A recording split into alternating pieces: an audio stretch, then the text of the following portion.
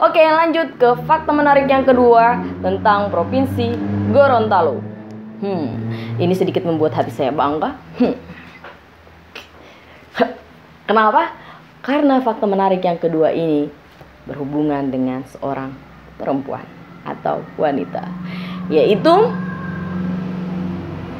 nikmati saja ya musik yang lewat tadi. Nih kan, setidaknya kita masih bisa goyang. Di video ini kita santai aja, nggak usah terlalu serius menikmati video-videonya. Ya, anggap saja suara-suara itu adalah sesuatu yang bisa membuat otak kita menjadi sedikit direfresh. Jadi fakta menarik yang kedua lainnya adalah seorang perempuan, jasa besar seorang wanita yang bernama Saripah Rahman Hala, yang merupakan seorang penyelidik Hindia Belanda yang ditugaskan atau menerima tugas dari asisten residen tugas rahasia, yaitu menjaga dan menghancurkan penyeberangan Tangkobu Paguyaman.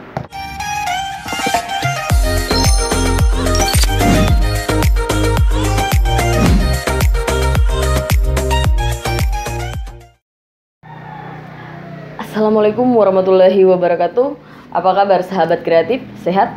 Sehatlah. Nah, ketemu lagi dengan saya Gabrina Uduwala dan kalian bisa panggil saya OU.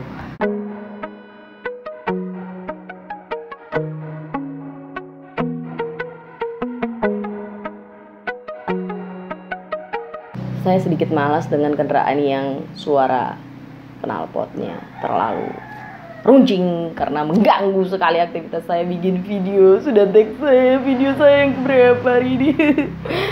Di video saya kali ini saya akan memberikan 7 informasi menarik tentang Provinsi Gorontalo. Nah, buat kalian semua, sekali lagi saya ingin mengajak sahabat kreatif yang ada di sana, teman-teman semua, untuk buat yang belum subscribe channelnya saya ini, tolong subscribe dulu ya channelnya saya ini, dan jangan lupa dikasih like sama share video ini ke semua akun media sosial yang kalian punya, agar semua orang bisa mendapatkan informasi menarik tentang Provinsi Gorontalo dari sini. Dan jangan lupa bunyikan tombol loncengnya agar kalian semua terus bisa mendapatkan updatean terbaru dari video-video yang saya bagikan. Oke, kita lanjut saja langsung ke fakta menarik pertama dari Provinsi Gorontalo. Tapi mohon maaf ya buat teman-teman semua yang kalau kalian mendengarkan suara-suara berisik seperti tadi yang sangat mengganggu, maafkan. Beginilah, saya nggak punya peredam suara untuk meredam suara kendaraan bermotor di ruangan ini. Jadi biarkan saja itu sebagai musik, dengarkan saja itu sebagai salah satu irama yang bisa mengusir kejenuhan kalian untuk menonton video saya ini. Ya. Oke, langsung saja kita ke fakta menarik yang pertama. Gorontalo adalah salah satu provinsi di Pulau Sulawesi yang pertama kali mengibarkan bendera merah putih pada tanggal 23 Januari di tahun 1942. Tepatnya 3 tahun sebelum Indonesia merdeka. Indonesia merdeka di tahun 1945. Dan Provinsi Gorontalo bersama Bapak Nani Wartobone menyatakan kemerdekaan rakyat Gorontalo pada tanggal 23 Januari 1942 yang kita kenal sekarang dengan Hari Patriotik. Nah, buat teman-teman semua yang belum tahu bahwa Hari Patriotik itu tanggal berapa, jadi di sini kalian bisa tahu bahwa Hari Patriotik itu jatuh pada tanggal 23 Januari di tahun 1942 sebagai Hari Kemerdekaan Provinsi Gorontalo. Oke, lanjut ke fakta menarik yang kedua tentang Provinsi Gorontalo. Ini sedikit membuat hati saya bangga. Kenapa? Karena fakta menarik yang kedua ini berhubungan dengan seorang perempuan atau wanita, yaitu, nikmati saja ya musik yang lewat tadi. Nih kan, setidaknya kita masih bisa goyang. Di video ini kita santai aja, nggak usah terlalu serius menikmati video-videonya. Ya, anggap saja suara-suara itu adalah sesuatu yang bisa membuat otak kita menjadi sedikit direfresh. Jadi fakta menarik yang kedua lainnya adalah seorang perempuan. Jasa besar seorang wanita yang bernama Saripah Rahman Hala, yang merupakan seorang penyelidik Hindia Belanda yang ditugaskan atau menerima tugas dari asisten residen tugas rahasia, yaitu menjaga dan menghancurkan penyeberangan Tangkobu Paguyaman. Jadi di kala itu Saripah Rahman Hala ini menerima tugas yang sangat rahasia dari asisten residen Korn yang saat itu memimpin atau menguasai daerah Gorontalo atau wilayah Gorontalo. Dan dengan jiwa nasionalis yang dimiliki oleh Saripah Rahman Hala ini untuk negeri tercintanya, untuk tanah kelahirannya, dia membocorkan rahasia yang sangat penting ini kepada para pejuang Gorontalo, itu pertama kali kepada O. Kaharu dan Ahmad Hippie. Jadi Saripah Rahman Hala ini membocorkan rahasia ini kepada O. Kaharu dan Ahmad Hippie, yang kemudian diteruskan kepada R.M. Kusno Danupoyo. Dan hal ini membuat rakyat Gorontalo membentuk satu gerakan untuk melakukan pencegahan agar kolonial Belanda tidak berhasil dalam melakukan pembumi hangusan daerah atau wilayah Gorontalo. Jasa besar seorang perempuan. Ya, di balik kesuksesan seorang laki-laki ada perempuan yang hebat. Benar gak sih? Semua orang pasti setuju. Ibu-ibu juga pasti akan setuju tentang hal itu. Seorang laki-laki yang hebat, di baliknya ada jasa seorang perempuan. Benar gak? Oke, kita lanjut aja ke fakta menarik yang ketiga adalah pada tanggal 18 Juni di tahun 2002, Provinsi Gorontalo dicanangkan oleh Menteri Agama Republik Indonesia di kala itu sebagai pusat pengembangan kebudayaan Islam di kawasan Indonesia Timur yang bertempat di Man Insan Cendekia. Jadi, buat kalian yang nggak tahu bahwa Gorontalo adalah sebagai pusat pengembangan kebudayaan Islam di kawasan Indonesia Timur. Ini membuat saya berpikir, kayaknya harus pakai hijab nih. Oke. Ya, doakan. Coba segera hijrah. Oke, fakta menarik yang keempat adalah Gorontalo merupakan daerah rumpun adat di wilayah Indonesia, di mana sebelum diberlakukan hukum Indonesia sudah terlebih dahulu diberlakukan hukum adat yang mencakup hukum pidana adat. Nah, apa saja hukum pidana adat yang berlaku di daerah Gorontalo di kala itu adalah yang pertama, yaitu Lambango. Jadi ada hukum yang pertama, hukum pidana adat yang pertama di wilayah Gorontalo yang diberi nama Lambango. Artinya melangkahi hak-hak orang lain. Di mana bagi setiap pelaku yang melakukan perbuatan Lambango ini akan dikenakan hukuman. Nah, seperti apa contoh dari perbuatan Lambango ini? Perbuatan Lambango ini contohnya itu seperti mencuri, kemudian penyerobotan, dan lain-lain. Hal-hal yang seperti itu akan dikenakan hukuman dengan dihukum dengan cara dicambuk sebanyak 25 sampai dengan 50 kali cambukan. Oh, rasanya saya bisa ngebayangin, sakit banget. Mencuri dihukum dengan dicambuk. Coba kalau cambuknya itu pakai rotan yang gedenya segini-segini. Oh my god. Udah selesai punggungku. Apalagi kalau dicambuk 50 kali cambukan. Gak tau lah. Seperti itulah hukum adat yang ada di Gorontalo waktu itu. Saya rasa gak akan ada orang mencuri kalau kayak gitu ya. Oke, yang kedua adalah nungo. Nungo artinya orang yang tidak punya etika. Jadi di masa itu, di masa kerajaan atau di zaman sebelum diberlakukannya hukum Indonesia, ada hukum adat yang bernama nungo atau orang yang tidak punya etika. Jadi bagi mereka para pelaku yang tidak memiliki etika, seperti apa yang tidak memiliki etika itu?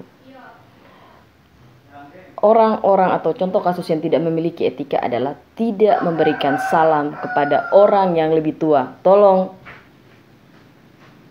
dimaklumi kalau ada suara ayam ya, karena kebetulan dia masih bangun, jadi dia masih ngoceh sama tetangganya, jadi agak-agak sedikit atau kan? Apa aku bilang ayam kan? Kurang ajar memang. Aku sih mau menjelaskan soal hukum, nanti ku hukum juga dia ini berapa puluh kali cambuk gitu. Aku potong saja kayaknya ya. Oke.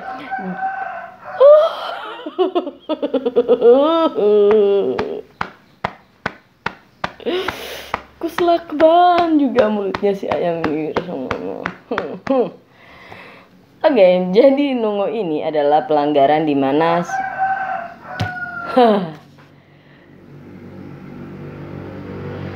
lakban mana lakban? Lakban. Lanjut aja, pokoknya kalian dengerin aja itu sebagai sesuatu yang membuat kalian agar tidak jenuh menonton video ini aja lah.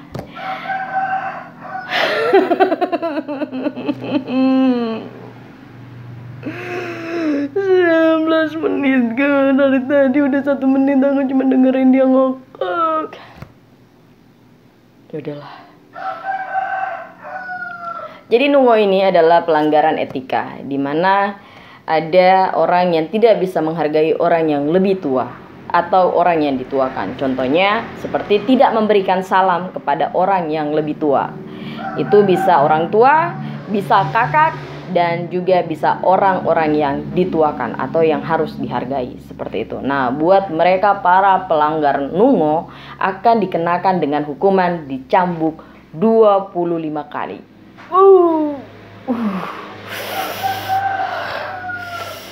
Sekarang itu ya, orang jangankan ngasih salam, ketemu sama orang yang lebih tua aja cara negurnya ya, "Oi bro, hai." Mungkin karena pengaruh modernisasi, jadi ya seperti ayam ini yang harus dihukum 25 kali cambukan. Awo, kayaknya itu ayamnya perlu saya lakban. Mau lakban boleh.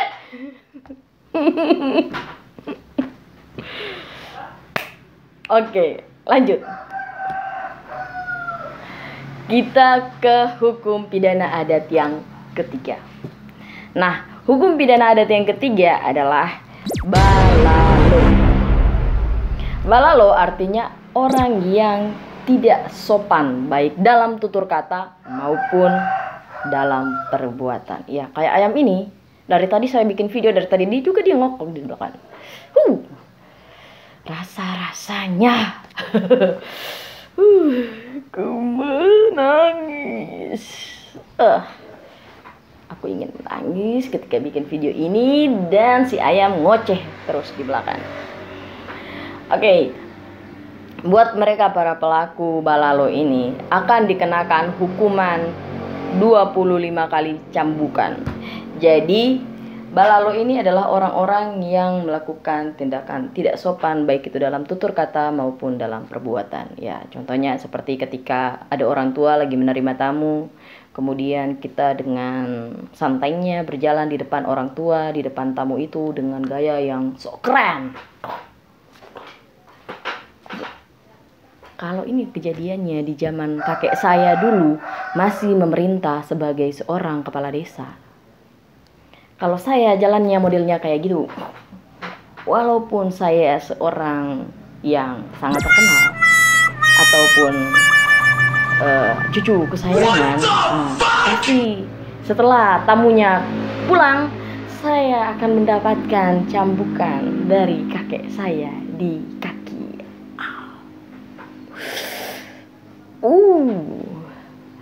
Jadi kami dibiasakan di saat itu ketika kakek kami menerima tamu, maka wajib bagi kami untuk mau melakukan aktivitas mutar lewat belakang rumah atau samping rumah. Karena kalau tidak, kami akan menerima yang namanya hutia gratis. Jadi seperti itu ya. Jadi kakek saya, nenek saya itu selalu memperlakukan seperti itu. Jadi di zaman dulu itu juga berlaku untuk ayah saya. Karena ketika ada orang tua lagi ada tamu atau menerima tamu di rumah, maka kami tidak diwajibkan untuk menyaringkan suara, membesarkan suara atau berkeliaran di depan tamu tersebut. Kita harus mutar lewat belakang. Harus lewat samping rumah untuk melakukan aktivitas kita yang lainnya, karena itu tidak dibolehkan seperti itu. Tapi ya, kalian bisa melihat anak-anak zaman now ketika orang tuanya lagi ada tamu, pasti ya suka bergabung, seakan-akan mereka tahu apa yang dibicarakan oleh orang tuanya. Oke. Yang keempat, dari hukum adat yang berlaku di Gorontalo. Jadi di kala itu ada hukum adat yang namanya Butalo. Butalo ini adalah menentang atau tidak menaati peraturan atasan atau perintah atasan atau pejabat negeri. Mungkin ini masih berlaku hingga saat ini. Karena mungkin ada sedikit ancaman ya buat kalian yang tidak mau menaati peraturan. Buat bawahan-bawahan atau staf-staf yang tidak mau menaati peraturan, besok kalian dipotong gaji. Kalau di zaman dulu nggak dipotong gaji, dicambuk 25 kali cambukan. Cuman gara-gara tidak menaati aturan dicambuk. Kita nggak lagi sekolahan. Oke, next yang kelima. Hukum adat yang kelima adalah lumbao. Apa itu lumbao? Lumbao adalah penghinaan atau merendahkan atau melecehkan dengan nada kesombongan. Seperti itu. Contoh kasusnya adalah ketika seseorang mengadakan doa arwah atau hajatan dan Anda menolak diberikan sedekah. Karena budaya di Gorontalo itu ketika ada orang yang dihargai atau dihormati, diundang ke dalam satu acara dan diberikan sedekah atau berupa angpau ya biasanya ya. Sisipan, ucapan terima kasih. Dan kalian menolak dengan nada kesombongan, maka kalian akan dicambuk 25 kali cambukan. Tapi kalau di zaman sekarang ada gak sih yang kayak gitu? Atau malah tambah lagi dong. Oke, next lanjut untuk yang hukum adat yang ke-6. Hukum adat yang ke-6 itu ada yang namanya lumbulo. Lumbulo artinya menghina orang di depan umum, termasuk mencaci maki. Nah, kalau sekarang ya kan, nggak boleh caci maki di depan umum. Kalian perlu caci maki di FB. Setelah itu kalian bakal dapat pulpen dan kertas. Tinggal tulis, saya tidak akan mengulangi lagi perbuatan ini. Saya meminta maaf dan ditempelkan. Truk. Selesai. Nah, kalau di zaman dulu, lumbao, orang-orang yang lumbulo, bukan lumbao ya, orang-orang yang lumbulo akan dihukum dengan dicambuk sebanyak 25 kali.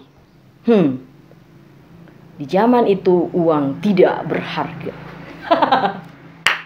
Jadi kalian walaupun punya duit, kalau ngelakuin kesalahan, kalian akan dicambuk 25 kali. Oh.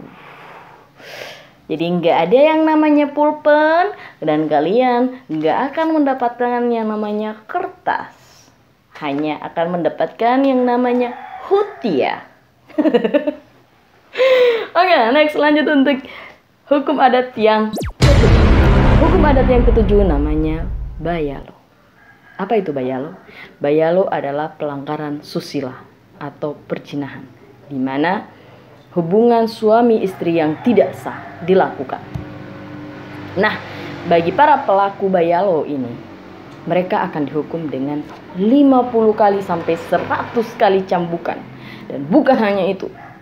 Wah, kalau sudah seperti itu hukumannya, dicambuk di depan umum 50 sampai 100 kali. Wah, dengan hutiah yang besarnya seperti ini, dengan rotan yang besarnya seperti ini. Kalian bisa bayangin aja sendiri sakitnya kayak gimana. Sakit banget pastinya. Jadi patah-patah sudah tulang kita. Gak mungkin kita ngelakuin hal yang kayak gitu. Bukan hanya dicambuk 50 sampai 100 kali, tapi kalian bakal diperintahkan untuk menaiki kerbau dan pergi keluar dari perbatasan negeri itu, atau desa itu, atau kecamatan itu, atau kabupaten itu, atau provinsi itu. Kalian harus pergi ke perbatasan, di luar perbatasan sana, dan jangan pernah kembali ke negeri itu lagi. Ya, zaman dulu ya, seperti itulah. Oke.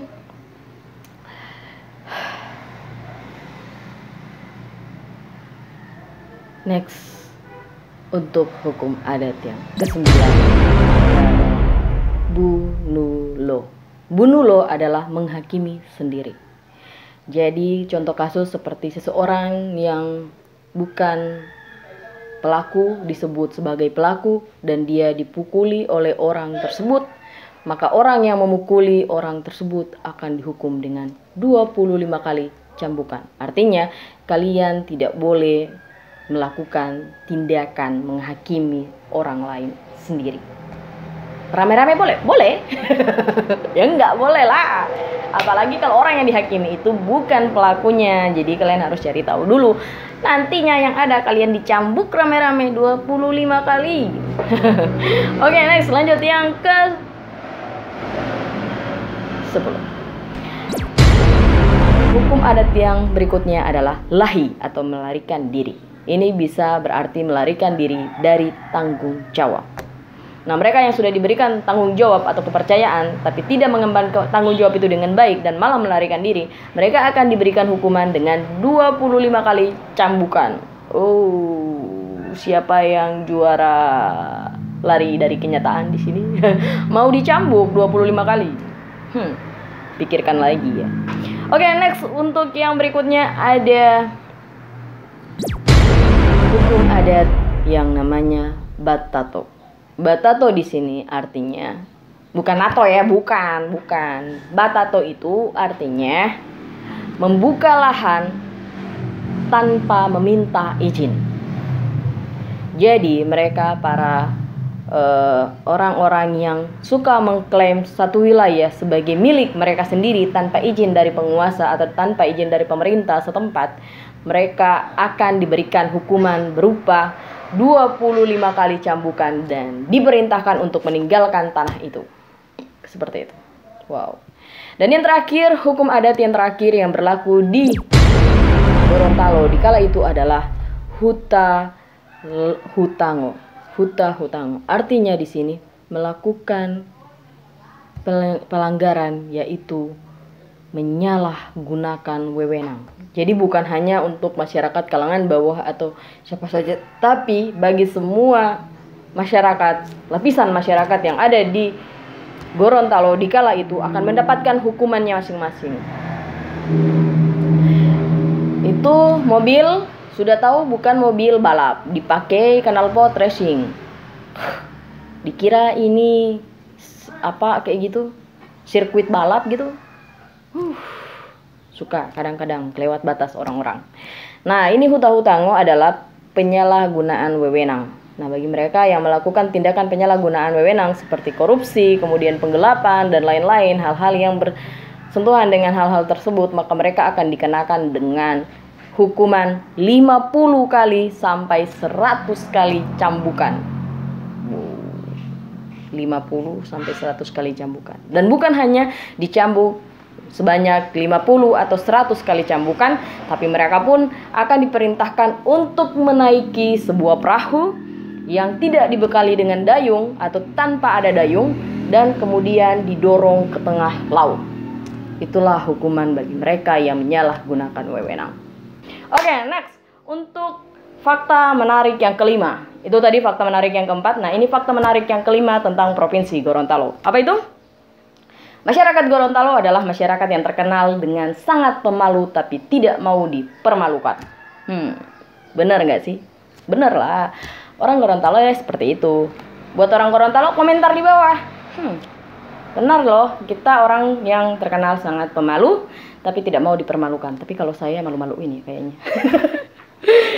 Oke, makanya ada istilah dalam adat Gorontalo itu yang berbunyi bahwa Openu demo putih tulalo, bodila mo putih baya, yang artinya lebih baik mati berkalang tanah daripada hidup menanggung malu.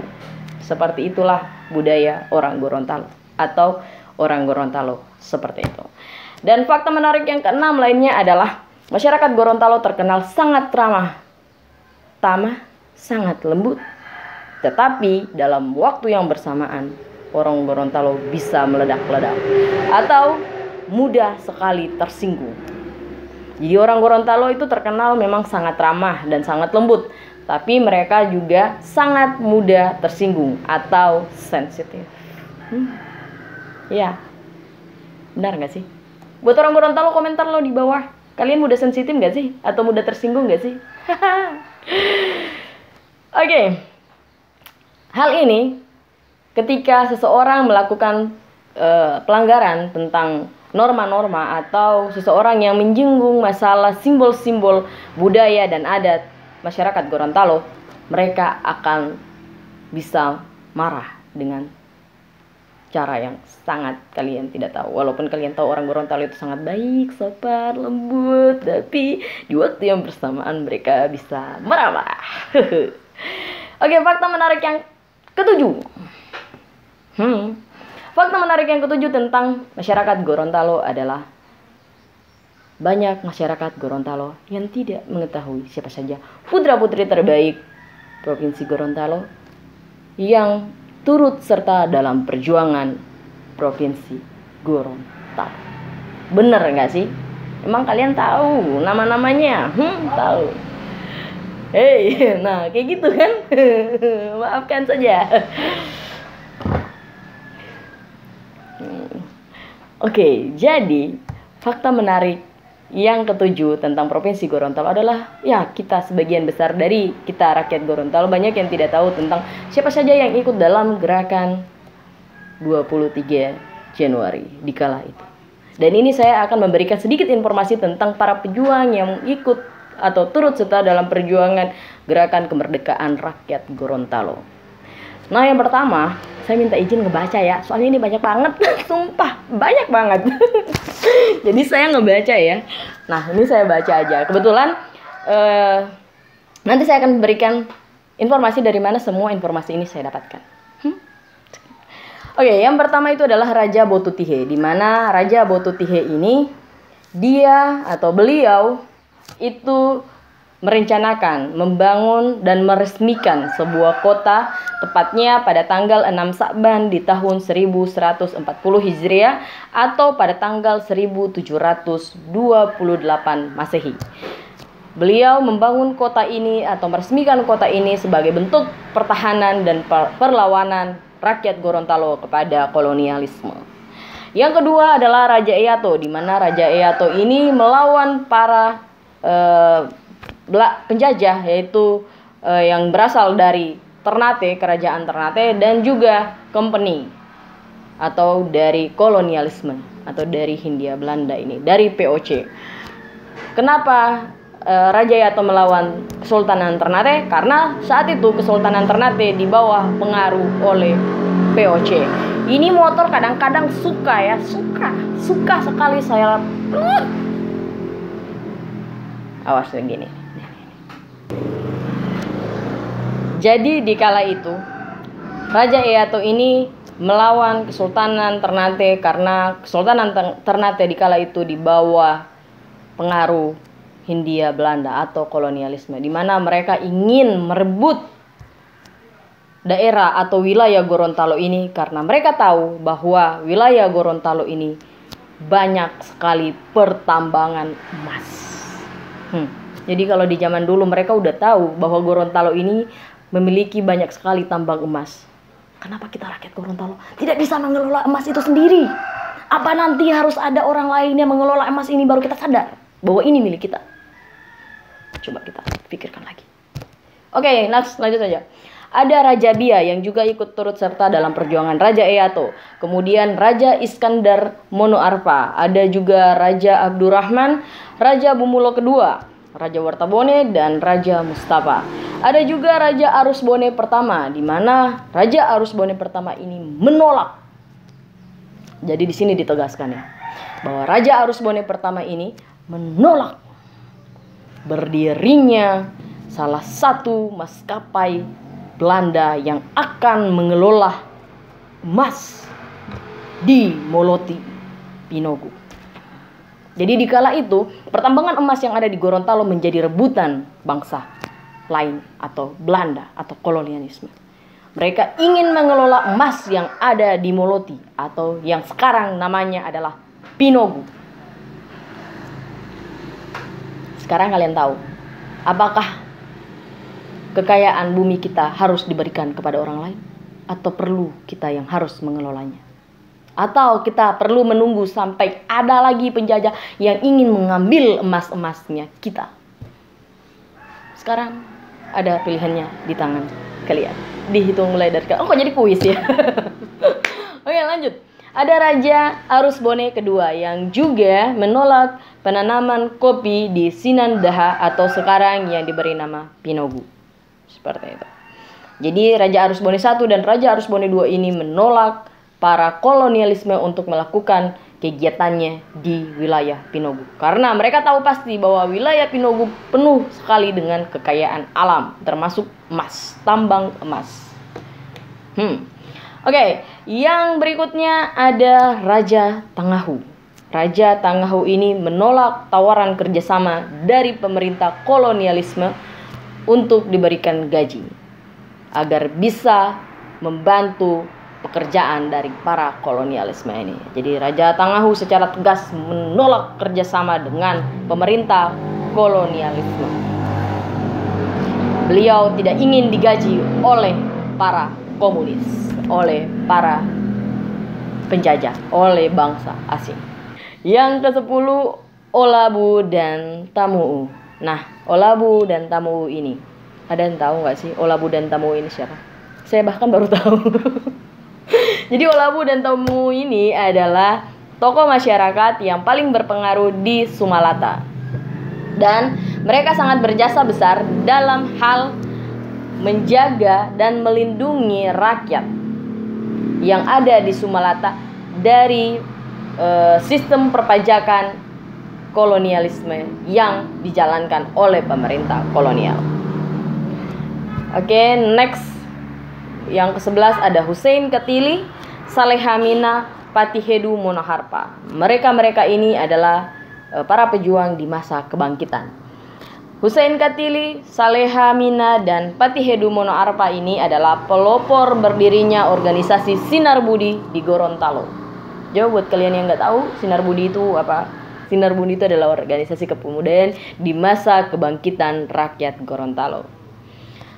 Next, berikutnya ada Bapak Yusuf Otolua. Nah, Bapak Yusuf Otolua ini merupakan salah satu siswa atau seorang siswa dari sekolah guru di Jakarta yang mengajak kawan-kawannya untuk mendirikan organisasi Muhammadiyah di Gorontalo. saat ia kembali ke Gorontalo di tahun 1928. Jadi di tahun itu Bapak Yusuf Ottolua ini bersama rekan-rekannya mendirikan organisasi Muhammadiyah yang dia bawa dari Jakarta ke Gorontalo, di mana ini merupakan salah satu bentuk mereka untuk melawan pemerintahan kolonialisme. Dan yang berikut ada Bapak Nani Wartabone dan Mr. Iskak Cokro Hadi Suryo. Tahu nggak sih siapa? Mungkin kalian udah tahu yang Bapak Nani Wartabone, tapi kalian mungkin tidak banyak mendengar tentang Bapak Iskak Cokro Hadi Suryo. Beliau berdua ini adalah orang atau pemuda Gorontalo yang juga turut serta dalam masa kebangkitan. Mereka bergerak melalui Partai Indonesia atau yang disingkat Pertindo. Tapi keduanya ditangkap pada saat sedang melaksanakan pidato di depan di salah satu lapangan, yaitu yang sekarang disebut Lapangan Taruna. Mereka mengadakan pidato di sana dan mereka ditangkap di sana. Namun kemudian para pemuda-pemuda yang sudah tergabung dalam Pertindo ini mengganti nama mereka dengan menggunakan organisasi Nani Wartabone. Seperti itu. Next, lanjut yang berikutnya. Yang berikutnya ada Sagap Al-Hasni dan juga Hasan Bejeber yang termasuk dalam anggota dari GAPI yang duduk sebagai anggota dari Komisi 12. Begitu juga dengan Bapak A.R. Ointu. Bapak A.R. Ointu merupakan anggota dari Komisi 12. Ada juga Bapak Haji Agus Salim Ismail Datau saya Syam Bia. Mohon maaf ya kalau terdapat kesalahan dalam penyebutan nama, karena nama-nama orang-orang di zaman itu susah dibaca. Jadi saya ulangi lagi ya. Ada Bapak Haji Agus Salim Ismail Datau Syambia Abdullah Amu, Anyon Haju Jafar Arbi Husain Laya Jan Lamato Mari Mantu Jafar Mari Olii dan Raizat. Mereka adalah mahasiswa-mahasiswa yang tergabung dalam Ikatan Mahasiswa Nyong Islamiten Bon atau dikenal dengan JIP. Nah, setelah JIP diketahui oleh pemerintah kolonialisme, dibentuklah lagi yang namanya JIPDA atau Young Islamiten Bon Dames Efteling. Ya, kalau saya nggak salah sih ngomong kayak gitu, saya agak-agak susah ngomong bahasa Inggris. Saya nggak ngerti. Pokoknya gitulah, maafkanlah kalau saya salah ya. Dan kemudian Mari Olii mendapatkan julukan sebagai Sri Kandi dari Sulawesi. Hebat-hebat perempuan di masa itu. Nah, saya akan menjelaskan sedikit tentang Komite 12. Saya akan menyebutkan nama-nama yang tergabung dalam Komite 12. Yang tergabung dalam Komite 12 ini ada Bapak Nani Wartabone, RM Kusno Danupoyo, UH Buluati, AR Ointu, Usman Mono Arfa, Usman Haju, Usman Tumu, AG Usu, M Sugondo, Sagap Al-Hasni, RM Danu Watio, dan Hasan Bajeber. Mereka lah yang tergabung dalam Komisi 12. Komisi 12 ini dibentuk setelah mereka menerima informasi dari Sarifah Rahman Hala untuk membentuk sebuah gerakan, untuk merencanakan sebuah gerakan agar Gorontalo bisa bebas dari penjajahan kolonialisme saat itu. Nah, ada lagi para anggota Veldpolit, ya, Veldpolit atau yang merupakan pengawal-pengawal atau penjaga-penjaga dari para kolonialisme ini yang direkrut dari rakyat-rakyat pribumi, dan mereka juga bersatu karena dengan jiwa nasionalis yang masih mereka miliki di dalam diri mereka, mereka pun bersatu dengan para pejuang rakyat Gorontalo. Nah, mereka ini siapa saja? Ini saya bakal bacakan nama-namanya. Oke, nama-namanya saya bacakan ya, saya nggak hafal, banyak banget soalnya. Oke, yang pertama itu ada W. Paomei, kemudian Ardani Ali, JJF Paat, J.A. Lasut, Ahmad Tangahu, Asmat ya, bacaannya itu tulisannya Asmat Tangahu, kemudian MTH Tumewu, J. Poluan, A. Manoreh, A. Manore, A. Kondowangko, HK Lepanguli, J. Komaliu, M. Ohihia, P. Sairang, A. Tombek, Romli, M. Tuna, PH. Liputo, Suleman Lamato, dan D. Liputo. Mereka adalah para anggota Veldpolit yang berjiwa nasionalis. Makanya mereka bergabung dengan para pejuang rakyat Gorontalo di kala itu bersama Bapak Nani Wartabone dan kawan-kawannya. Dan setelah gerakan kemerdekaan pada tanggal 23 Januari di tahun 1942 ini, maka dibentuklah yang namanya Batalion Stadwatch atau pasukan pengawal kota. Nah, siapa saja orang-orangnya? Nah, orang-orangnya akan saya bacakan di sini. Mereka adalah orang-orang yang saya rasa ini motor perlu dibumi hanguskan. Jadi orang-orangnya akan saya bacakan di sini. Ada beberapa dari mereka yang merupakan anggota dari Kepanduan yang direkrut dan menjadi bagian dari pasukan pengawal kota. Nah, ini orang-orangnya adalah Kapten Ibrahim Muhammad, Letnan 1 Abdul Wahid Taib, Letnan 2 Amin Larengkeng, Letnan 3 Ali Baladraf, Letnan 2 Ahmad Taib, Sersan Mayor Keng Hong, Sersan Mayor Andaria, Sersan Mayor Idrus Bouti, Sersan Haruna Hulukati, Sersan Ali Umar, Sersan Ahmad Sahi, Sersan Hamsa Tangahu, Sersan Nani Deu, Sersan Ahmad Saus, Sersan Abu Bakar Al-Hasni, Kopral Syarifuddin Panigoro, Kopral George Bokings, Kopral David Tumulo, Kopral Umar bin Talib, Kopral Kadir Katili, Kopral Alfa Dunda, Kopral Salim bin Talib, Kopral Abdullah Utia Rahman, Komandan Kompi Letnan 2 Simon Liputo, Komandan Kompi Letnan 2 Jafar Talani, Komandan Sektor Yoso Negoro Letnan 2 Raden Himam, Komandan Sektor Batudaa Letnan Muda Manju, Komandan Kompi Pemuda Arab Letnan Muda Muhammad Basalama, Komandan Kompi Pemuda Surya Wirawan Letnan 2 Hasan Yasin. Mereka tergabung dalam pasukan pengawal kota.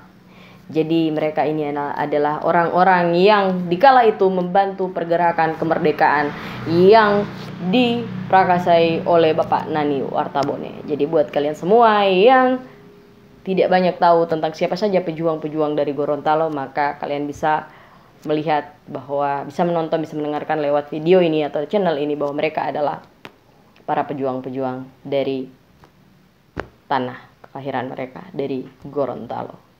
Jadi sebagian besar masyarakat Gorontalo juga turut berjuang dalam gerakan ini, dan semua karena jasa masyarakat Gorontalo atau rakyat Gorontalo yang waktu itu bersatu padu, tidak hancur dan tidak mudah dihancurkan. Mereka mampu mengibarkan bendera merah putih di tanggal 23 Januari di tahun 1942 pertama kali sebagai yang diperingati hari ini sebagai Hari Patriotik. Kenapa kita masyarakat saat ini harus terpecah belah hanya gara-gara masalah-masalah yang sepele? Seperti permasalahan yang kemarin ya, kita berantem hanya gara-gara banjir. Kenapa? Why? Banjir itu adalah musibah. Kenapa kita harus berantem? Kenapa kita harus bertengkar? Itu musibah yang harusnya menjadikan kita sebagai orang yang bisa lebih mawas diri atau berkaca. Malu kita kepada mereka ini, para pejuang yang sudah bersatu. Walaupun mereka berbeda, mereka bersatu, berjuang untuk memerdekakan Indonesia, memerdekakan Gorontalo sebelum Indonesia merdeka. Bahkan ketika itu lebih banyak dari mereka adalah para Veldpolit atau para pengawal Hindia Belanda. Tapi dengan jiwa nasionalisnya mereka mampu membuat Gorontalo merdeka sebelum Indonesia merdeka. Jadi berpikirlah, Gorontalo itu satu. Gorontalo itu adalah orang yang bertindak, bukan orang yang lebih banyak berbicara. Dan saya berterima kasih kepada semua pihak atau semua sahabat kreatif semuanya yang sudah menonton video ini. Saya juga ingin berterima kasih kepada mereka yang sudah membuat buku-buku sejarah yang memberikan saya sebuah gambaran, sebuah pelajaran bahwa inilah yang dilakukan oleh para pejuang Gorontalo di masa itu. Dan semua materi yang saya berikan di video saya ini itu semuanya saya ambil dari buku ini. Buku ini namanya buku yang ditulis oleh Yayasan 23 Januari tahun 1942. Dan buku ini dibuat pada tahun 1982. Jadi buku ini dibuat pada tahun 1982. Nah, saya senang membaca buku ini dan buku ini ada di kakek saya. Ya, walaupun kakek saya tidak secara langsung memberikan buku ini, tapi saya senang ketika melihat kakek saya baca buku ini. Jadi saya pinjam, saya baca juga dan wow. Seperti ini kenyataan bahwa Provinsi Gorontalo merdeka adalah karena hasil perjuangan semua orang, semua dari kita. Kita harus berjuang, kita harus bekerja sama, kita harus bahu-membahu dalam melawan yang namanya kebohongan ataupun hoax. Jangan mau kita ditipu dengan hoax. Dan ini adalah bukti, dan saya berterima kasih kepada mereka yang sudah mencatatkan buku ini atau sudah menuliskan buku ini. Semoga kedepannya akan ada para penulis-penulis juga.